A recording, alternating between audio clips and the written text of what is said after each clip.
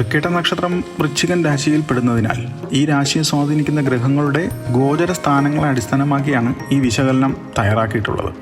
October മാസത്തിൽ വൃശ്ചികൻ രാശിയെ നേരിട്ട് ബാധിക്കുന്ന പ്രധാന ഗ്രഹസഞ്ചാരങ്ങളാണ് ഇനി പറയുന്നത്.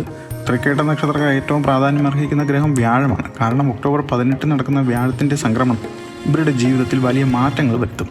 ഒക്ടോബർ 1 മുതൽ 17 വരെ 8ാം ഭാവത്തിലെ വ്യാഴം, ഈ കാലയളവിൽ വ്യാഴം 8ാം ഭാവത്തിൽ തുടരുന്നത് പൊതുവേ കഷ്ടതയുടെ ഭാവമാണ്. എങ്കിലും രൂപാന്തരീകരണവും അപ്രതീക്ഷിത നേട്ടങ്ങളെയും സൂചിപ്പിക്കുന്നു. ഈ ഘട്ടം ഒരു അവസാന ശുദ്ധീകരണ ഘട്ടം പോലെ പ്രവർത്തിക്കുന്നതുമാണ്.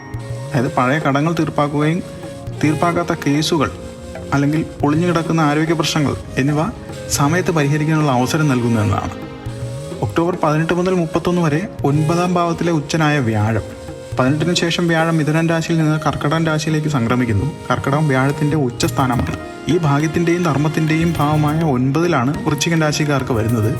ഭാഗ്യദേവത ഉണരുന്ന ഈ സംക്രമണം എല്ലാ ശുഭകാര്യങ്ങൾക്കും, ഉന്നത വിദ്യാഭ്യാസത്തിനും, ഗുരുക്കന്മാരെന്നുള്ള സഹായത്തിനും, പൊതുവായ ഐശ്വര്യത്തിനും കാരണമാകുന്നു.